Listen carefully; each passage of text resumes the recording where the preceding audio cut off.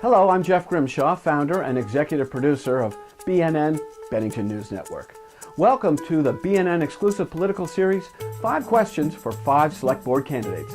And it's just that, 5 especially formulated 50,000-foot level questions so that you can get to know the candidates just a little bit better. Participating candidates include Gene Connor, Tom Jacobs, Jeannie Jenkins, Michael McDonough, and Don Miller. Now, candidates opting not to participate are Jason Bushee and Mike Bethel. And now BNN proudly presents 5 questions for 5 select board candidates.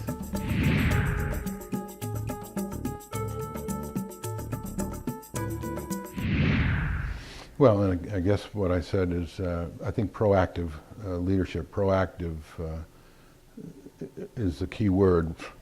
For years and years, we've had people studying problems. We're very good at studying problems, and study after study will say we need to develop business and develop jobs and job training or whatever, but the implementation is where we tend to end up short. And it is in part because it's not easy. You get to that part and it's not easy. I think you need to get the best people you can with some analytical ability and people skills who will work together to try to craft those steps that might work.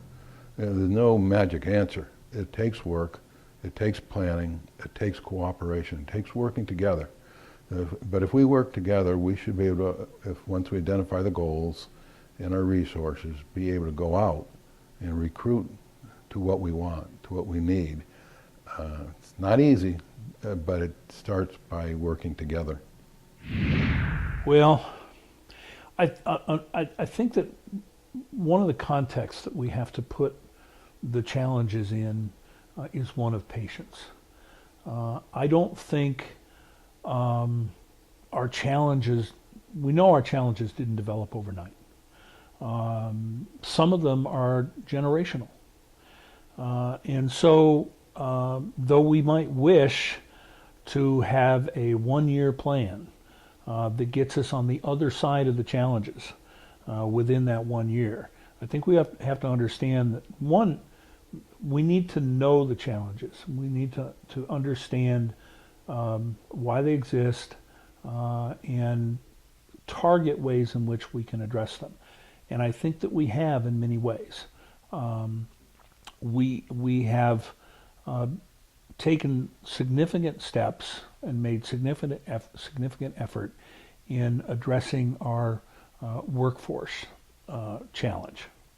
That being not enough people who are available to fill the jobs that we have and the jobs that we would like to create within the community. Those things are all intertwined. It's hard to create jobs when you don't have the people that entrepreneurs and business and industry would like to see if they want to expand or open new business in Bennington. But we have taken steps.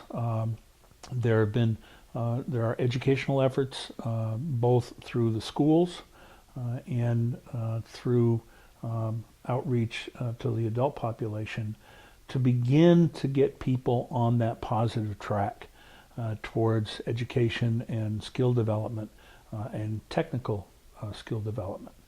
So I think that's one example of how we've started down that road. I think, and this has to be a first step, I think we've begun to understand and target our needs for economic development within the community. I think we've spent a great deal of time talking and arguing and being dissatisfied with ourselves and with our efforts. I think that there are frameworks in place that we're beginning to take advantage of. Understanding that, again, the fruits of those efforts don't necessarily just fall off a tree.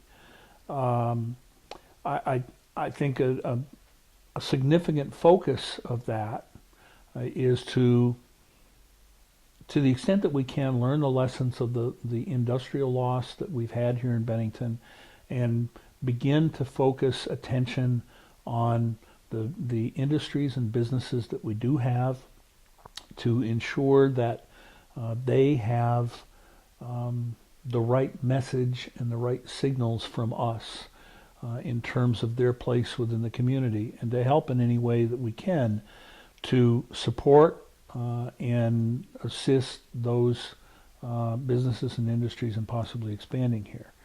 I think that we've come to appreciate more our institutions of education in the community, both primary and secondary education, and our institutions of higher education.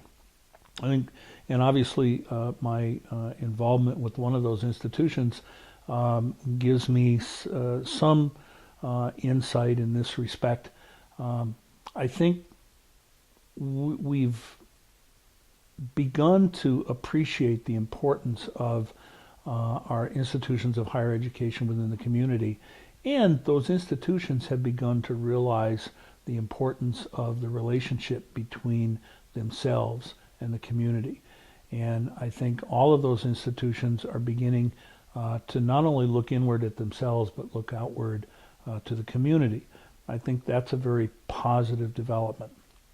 I think that over time we have begun to manage our resources in a better way.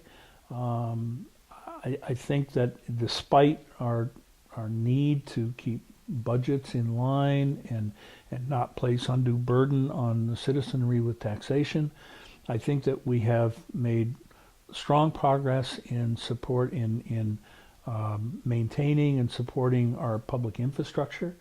I think within the past 5 years, like never before, we've seen a higher degree of road maintenance, repaving projects that are cycling throughout the community now in a way that they haven't in the past.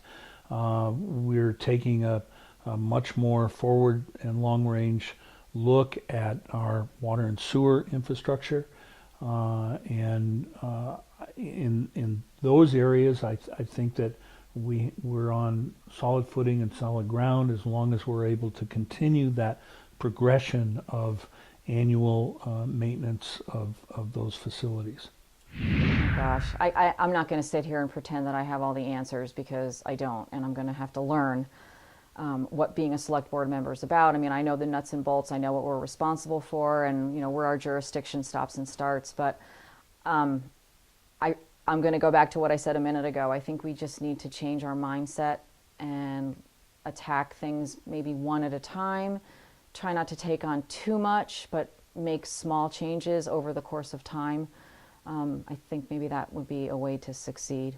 You know that word synergy? You've got to take the wrongs, blend with those that are optimistic, and take those individuals and really start to work together. Bring everyone under the tent, even those that may have be concerned about how we are dealing in the public sector.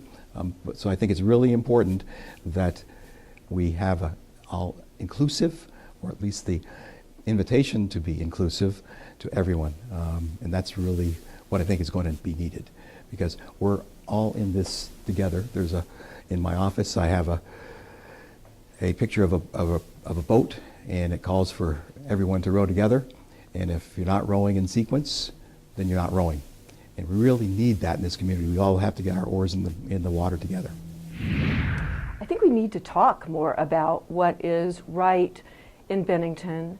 I think we're very good at acknowledging our challenges. I think we're not always as good at acknowledging the opportunities that are out there and taking advantage of them. So I do think it's a conversation that needs to be held, not just by a few people in the community, but by the entire community.